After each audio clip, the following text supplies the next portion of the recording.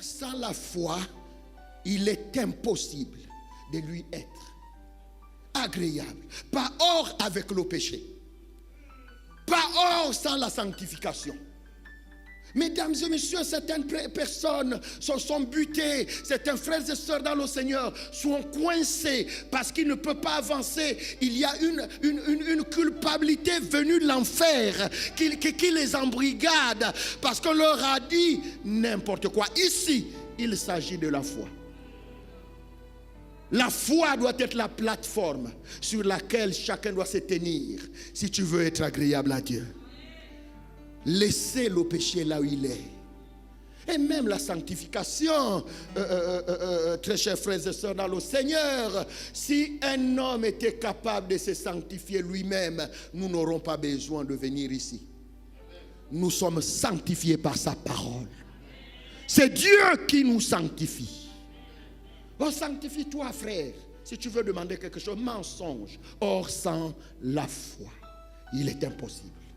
Même le péché. Le péché. Les gens prennent des textes. Ils ne rentrent même pas pour étudier le contexte.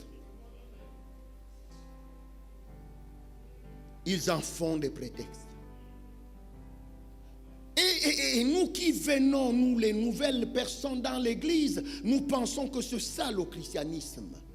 Les gens ont pris ce verset qui se trouve dans le livre de Jean, le chapitre 9, le verset 31, où il est dit, or Dieu, nous savons que Dieu n'exauce pas les pécheurs.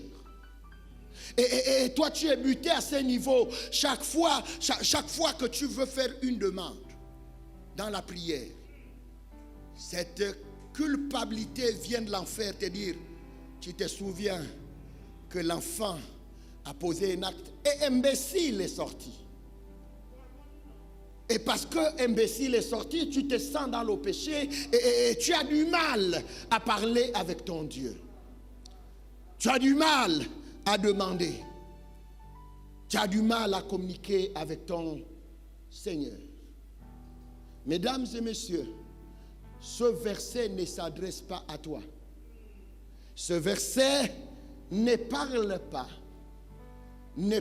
pas du chrétien charnel. Ce verset ne parle pas du chrétien qui a trébuché.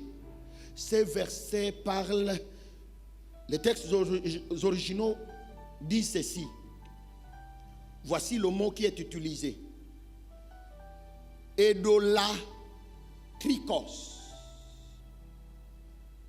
Sans la foi, non. Or, Dieu n'exauce pas idolatrikos,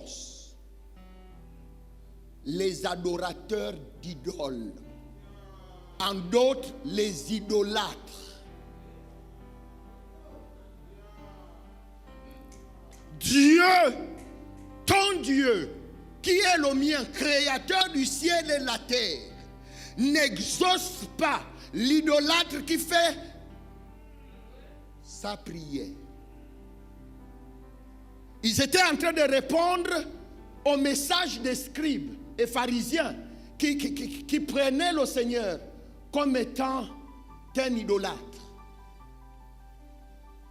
Ils ont dit non, rien que par ces miracles, nous savons que Dieu n'exauce pas les idolâtres et non les chrétiens charnels. Je ne sais pas si vous êtes là. Je ne sais pas si vous êtes là. Je veux que tu sois avec moi ce matin. Alléluia. J'ai dit Dieu va nous faire du bien. S'agissant de la prière, ce que j'ai envie de nous dire ce matin, c'est que la prière doit respecter un protocole. La prière, ce ne sont pas les récits que nous avons pris dans un livre. La prière n'est pas ce que tu as entendu l'ancien dire quelque part. La prière respecte un protocole.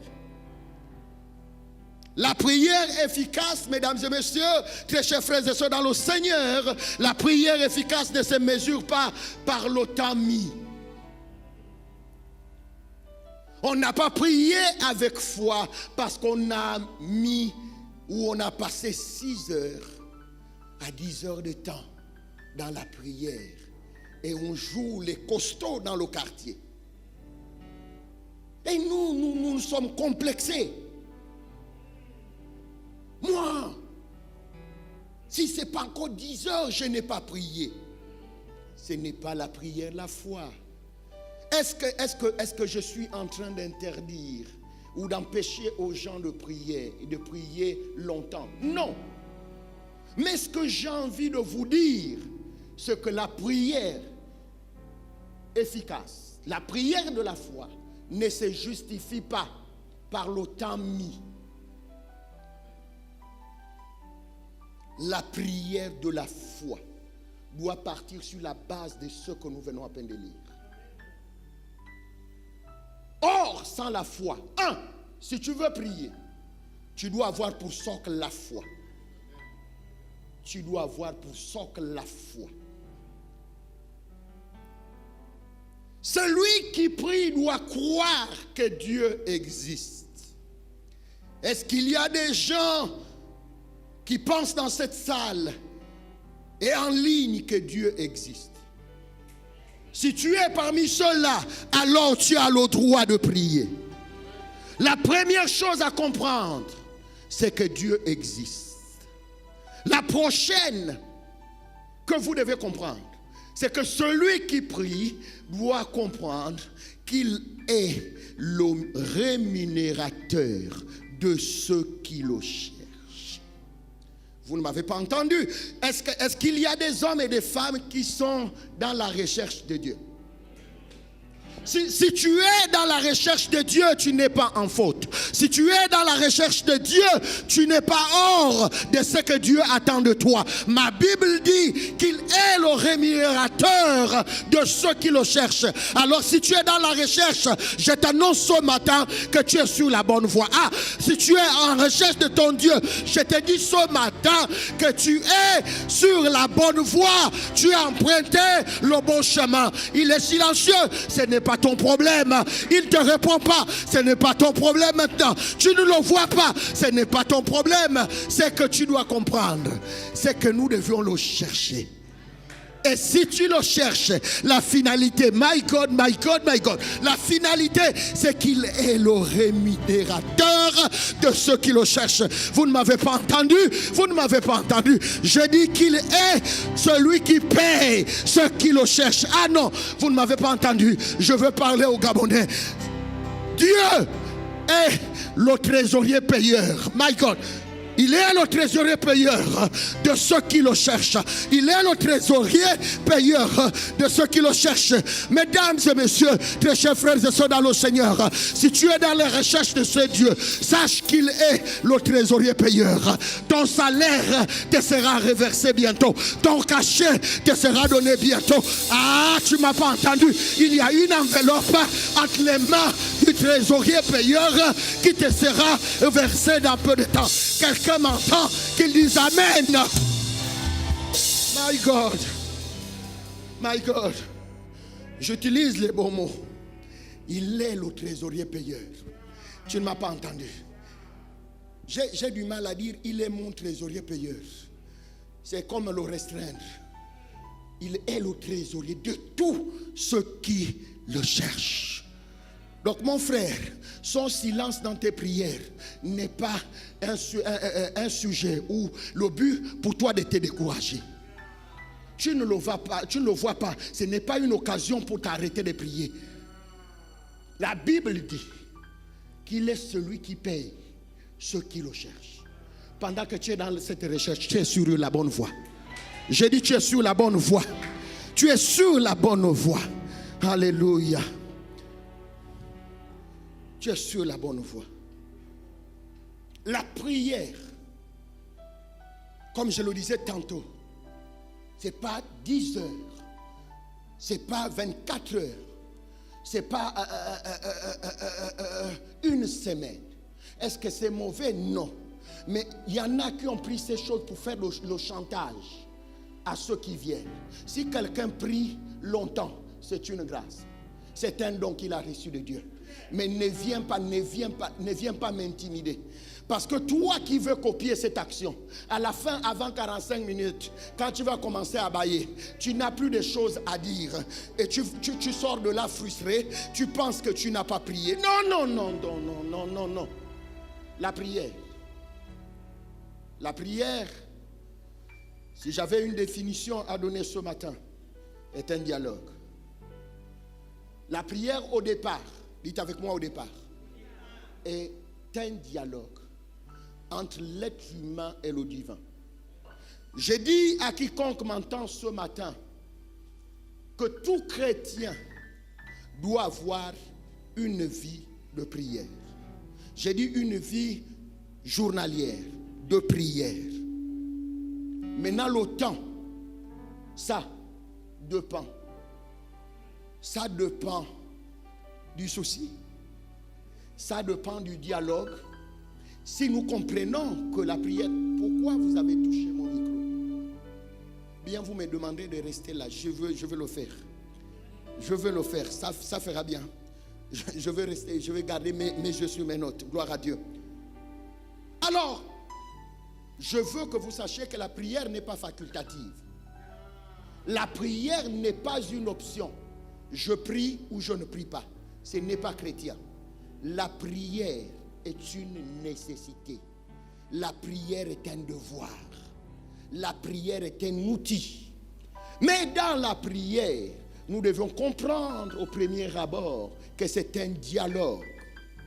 C'est un dialogue entre l'être humain et le divin. La prière devient un monologue lorsque nous sortons et nous faisons maintenant ce que j'ai appelé la prière d'autorité. Est-ce que vous êtes là?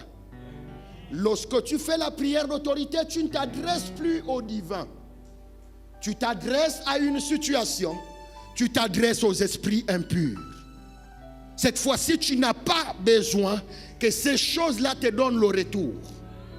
Au nom de Jésus-Christ de Nazareth, que cette situation qui perdure dans cette nation s'arrête.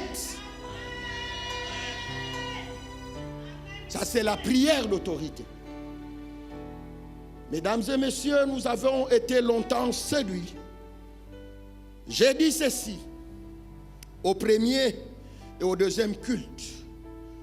La prière n'est pas une histoire de gromologie. La prière ne tient pas compte de la formulation de nos phrases, de la composition des phrases soutenues. Certains ici ont été intimidés et ont des difficultés à prier parce qu'un jour, vous êtes rentré dans un endroit où un ancien priait. Et cet ancien a certainement levé les yeux vers les cieux. Et il dit, nonobstant le divin sauveur. Et puis toi, lorsque tu as écouté cela, tu as dit, oh Dieu, même à l'église, l'école a commencé. Et à toi maintenant, lorsque tu pries, divin Seigneur,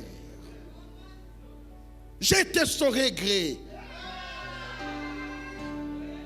Mon ami, la prière est une histoire de cœur. La prière est une histoire de cœur. Dans ton dialogue, tu ne sors que ce qui est à l'intérieur du cœur. D'ailleurs, toute la raconte dans la prière. C'est pour cette raison que Matthieu 6,6 va nous dire que lorsque tu pries, entre dans ta chambre. Et puis toi tu vas dire, pasteur, je passe peu de temps dans ma chambre. Tout le temps je suis à l'extérieur. Mon ami, la chambre dont il est question, elle ne se trouve pas dans ton appartement à la Sablière. Cette chambre se balade avec toi. La Bible dit, lorsque tu la fermes, tu découvres celui qui est dans le lieu secret. My God. Donc dans cette chambre, il y a quelqu'un qui est dans le lieu secret. Et la fin de ce verset dit, ton Père, my God. Donc pour tout chrétien, la prière est une histoire de famille. My God, my God, my God, my God. La prière est une histoire de famille. Tu ouvres ta chambre et tu fermes la porte de ta chambre et tu découvres celui qui est dans le lieu secret. Ton Père qui est dans le lieu secret te le rendra. La prière est une question de famille pour les chrétiens. Réaliser que c'est une histoire de famille dont il y a des fils et le père. Ce sont des fils qui doivent converser, qui doivent dialoguer, qui doivent échanger avec leur père. Est-ce que vous êtes toujours là? Est-ce que vous êtes toujours là? Je peux pousser un peu plus. Et vous devez comprendre que c'est toujours un contraste pour l'Église de ne pas bien comprendre. Si Jésus a dit, lorsque vous priez, Jésus s'adressait aux disciples, mais que toi tu n'as plus le devoir, lorsque tu es seul dans le lieu secret, avec celui qui est dans le lieu secret, comprenant, ayant compris que c'est ton Père, de l'eau, vous voyez, tu mets de la distance. Je ne sais pas si vous m'entendez. Tu mets de la distance. Tu es seul, Monsieur le bon Dieu, vous voyez. Lorsque tu pries, dis mon. Lorsque tu pries, dis mon. Si on s'arrêtait là, vous ne deviez pas comprendre. Parce que je sais que certains, lorsqu'on parle de père, tirent l'image de leur père biologique. Et je ne sais pas, pour d'autres, c'était un gourou, un irresponsable. Et du coup, vous pouvez vous attrister disant, si c'est ça, la prière, je n'en veux pas. Sauf que quand on parle de père, Hébreu nous dit autre chose.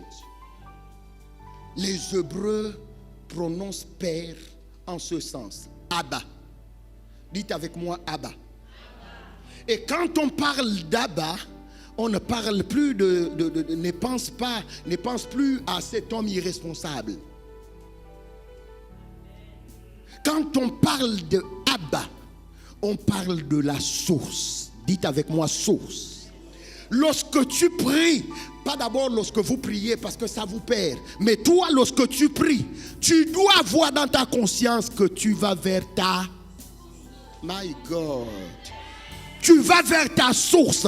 Et si tu vas vers ta source, je vais t'aider à comprendre c'est quoi la source. Si c'est ta source, tu dois comprendre que c'est de là où tu es tiré toi-même.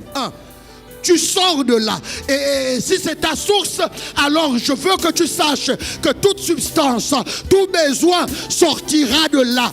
La source est ce qui produit. La source est ce qui te comble. Toute source est révélée par sa capacité à pouvoir. Je ne sais pas si vous m'entendez. Toute source. Lorsque tu pries, imagine-toi, comme le groupe Gaël l'a chanté, mais nous nous limitons au slogan. Ce n'est pas un slogan. Roi de mon salut, la source d'eau qui ne tarit jamais. Hosanna à l'agneau. Oh. Lorsque tu pries, mon frère, lorsque tu pries, ma soeur, la seule pensée qui doit te hanter, c'est que tu vas en présence. Tu vas vers ta source. Et si c'est ta source, tous tes besoins y sont. Toutes tes attentes seront comblées. par ta source. Lorsqu'on parle de la source d'un fleuve, c'est là où le fleuve tire son origine. Je dis, lorsque tu pries, il faut que tu aies en conscience que tu vas vers tes origines. My God, tu vas vers ton commencement. Et c'est parce que c'est de là où tu sors, toute capacité pour t'accompagner sortiront de cet endroit. La source. Quand tu dis Père, tu t'adresses à ta source. Lorsque tu dis Père, une autre définition, c'est mon support. Lorsque tu tombes, ton support est là. Lorsque tu es faible, il est ton soutien. Abba, mon soutien. Mon soutien. Lorsque tu dis Abba, lorsque tu dis Abba, je veux que tu comprennes que tu parles de ta fondation. Abba, ma fondation. Vous savez que tout ce qui est bâtisse se repose sur un fondement. Mais si le socle n'est pas solide, la prochaine étape, c'est que ces grands bâtiments, ces joyaux, vont s'écrouler. Mais nous, lorsque nous prions, réalisons qu'il est notre fondement. Et quel est ce fondement-là? Un fondement inébranlable. Je disais à ceux qui étaient au premier culte que votre agenda, votre calendrier ne dépend pas d'un homme. Votre agenda, votre calendrier n'est pas entre les mains d'un homme et même pas de pouvoir politique, mais votre agenda et votre calendrier se trouvent entre les mains de votre fondement. Votre Père. Et peu importe les mouvements que vont connaître cette nation, si ton agenda est ton calendrier, si ton agenda et le calendrier de ta famille se trouvent entre les mains d'Abba, n'aie aucune crainte. J'ai dit n'aie aucune crainte. Abba est ta source. Il sera capable de pourvoir à tes besoins pendant cette saison de crise. Il sera capable de te combler pendant cette saison de crise. J'annonce à quelqu'un que ta source n'est pas ton emploi. Ta source n'est pas ta profession. Ta source n'est pas ta profession. Ta source n'est pas ta famille. Ta source n'est pas ton époux. Ta source, c'est le Père. Lorsque tu pries, dis mon Père. Il comprend. Mes amis, laissez ces histoires et gros mots. Vous vous fatiguez pour rien. Un enfant comme le tout petit qui dansait tout à l'heure, lorsqu'il a un besoin, il n'a pas besoin de toutes ces phrases. Si c'est de l'eau, il dit l'eau. Le reste, la mer se débrouille. S'il a faim, il dit manger. Le reste là, ajoutez les virgules, ajoutez les articles, ajoutez les verbes. Lui, il s'en fout ce qu'il a donné comme sujet. La mer comprend. Et si nous ne partons pas ailleurs et que nous partons vers notre source, malgré votre balbutiement, malgré votre mutisme, malgré votre la faiblesse, le poids de votre vocabulaire, la source te comprendra. La source te comprendra. J'ai dit c'est une histoire de cœur. Il va falloir que le cœur soit ouvert et que tu comprennes que celui qui dit à l'intérieur t'attend au lieu du rendez-vous, qu'il est le rémunérateur. Cette fois-ci, quand tu pries, dis une parole. My God. Ça ne va pas simplement être attaché au Seigneur Jésus. Ça va être désormais ta norme. Ça va être désormais ta norme.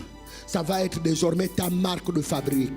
Quand tu parles au Père, tu n'as certainement pas besoin de gros mots. Tu n'as pas besoin de passer une semaine de prière, mais en 1 heure, en 30 minutes, à 15 minutes, en 10 minutes, tu as présenté ton fardeau et la réponse est venue. Ah, tu as présenté ton fardeau et la réponse est venue. Je ne suis pas en train de dire que l'intercession n'a pas le droit de prier longtemps, parce que l'intercession cette fois-ci rentre dans le cadre de la plaidoirie. Et la plaidoirie, ce sont des pétitions qu'on fait devant le Père. Ce n'est pas la même chose. La prière de la foi, tu dois t'armer d'abord de la foi. Tu dois comprendre qu'il existe, qu'il est le rémunérateur de ceux qui le cherchent. Et quand tu as parlé, tu sais que la réponse vient. Que toute la gloire revienne au Seigneur Jésus-Christ de Nazareth.